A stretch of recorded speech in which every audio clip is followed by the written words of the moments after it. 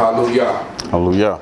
We're sitting here with my brother, one of the teachers at Congregation Bay, my brother Samal Zacar Ben Dan. How are you, my brother? All honors and praises to the Most High God. Everything is peaceful. Torah, I'm well. Hallelujah.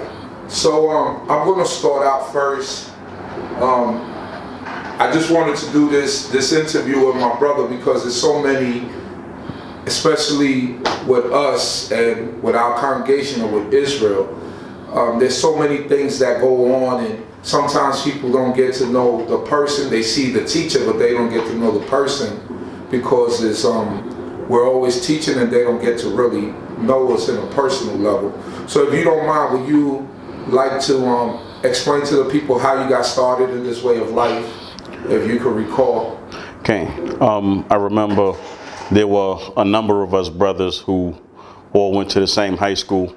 They all came in before me, and once we were coming in towards the end of the summer, and they came to me. I had just come back from doing some work out of town, and they came to me and they was like, "Hey, won't you stop by this place?"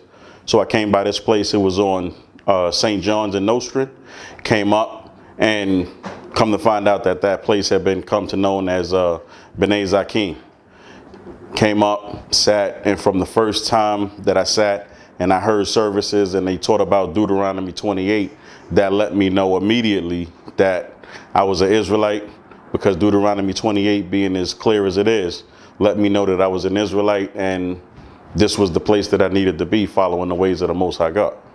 Okay, so then after that, who were some of your teachers as you came along the way, and the people that had a real influence in your life? I remember the first teacher that I was exposed to was Chief Principal. He was the one that came and expounded on Deuteronomy 28, and then some of the other brothers that were at that place was Chief Amos.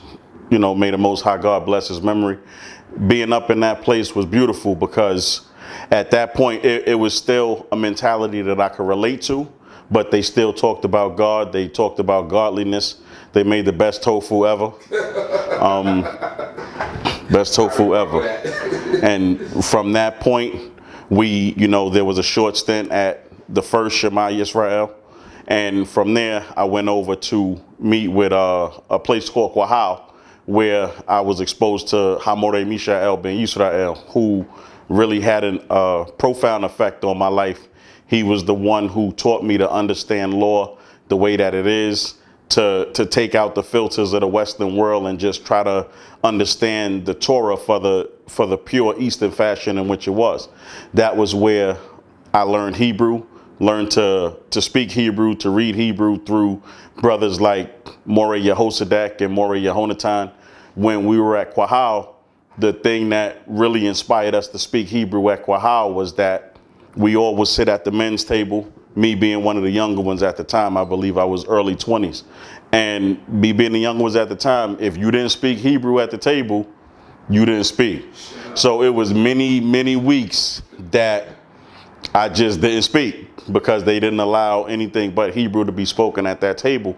But the fact that the thing that it brought about was it brought about a greater sense of culture. It brought about a greater sense of who you were.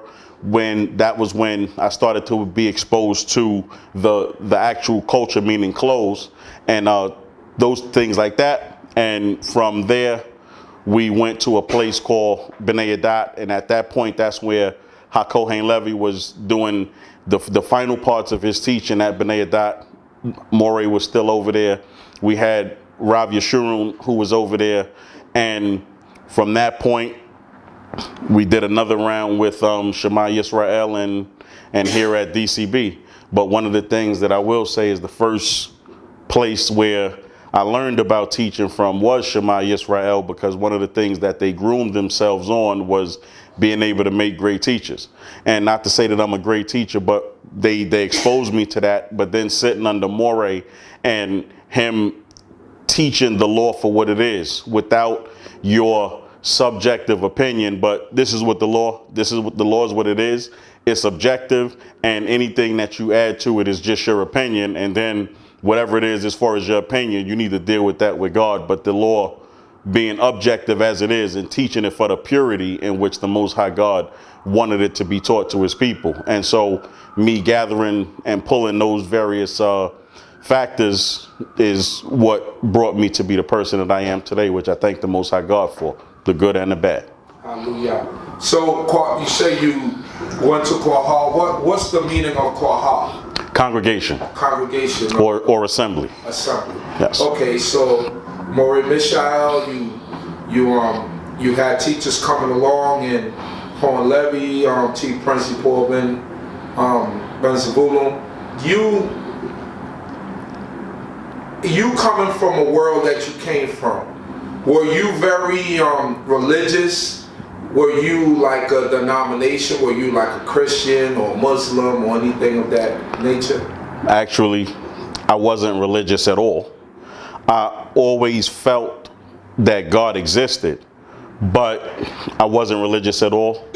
Didn't go to church, non-denominational, and but I think that the manners that my mother taught me about certain things, when I came to hear that first teaching that Chief Principal taught, I picked it up right away, because even though it came in a flavor that I could understand, because it wasn't the slow kind of, I was a person from the streets.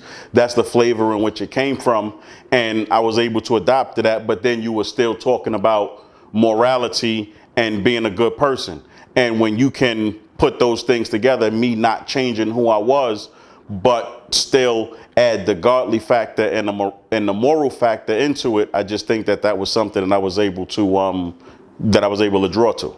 So, although you were not religious, you did understand certain aspects of Christianity. I'll probably say that maybe you lean more towards Christianity than any other religion. Christianity is the religion that I was exposed to, right. But at that point, being exposed to it, just some of the stories that they tell you in Christianity didn't really make sense. Right. So like I said, I was able to separate God from Christianity because I knew that God existed, but just the stories and the things in Christianity just didn't really seem to jive. So when I was exposed to someone who really talked about what God was and who God was, then I think that's why I was able to take to it so quick, because I guess I had some sort of spirituality, but I just knew that Christianity wasn't the way.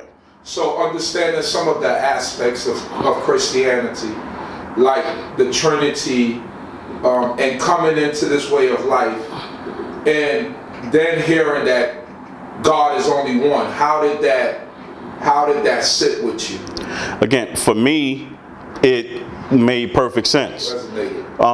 Because Christianity and 3-in-1 and ghosts having babies with women that were supposed to be married to somebody else and all of those different things, that didn't really sit. But when I came in, and one of the first things that they used to recite was Deuteronomy 6:4, where it says Shema Yisrael, Yehovah Eloheinu, Yehovah Echad, which translated being Hear, O Israel, Yehovah our God, Yehovah is one. And so when I heard that began to knock out, oh, it's a Father, Son, and the Holy Ghost and all of those different things, because Shema Yisrael, God is one.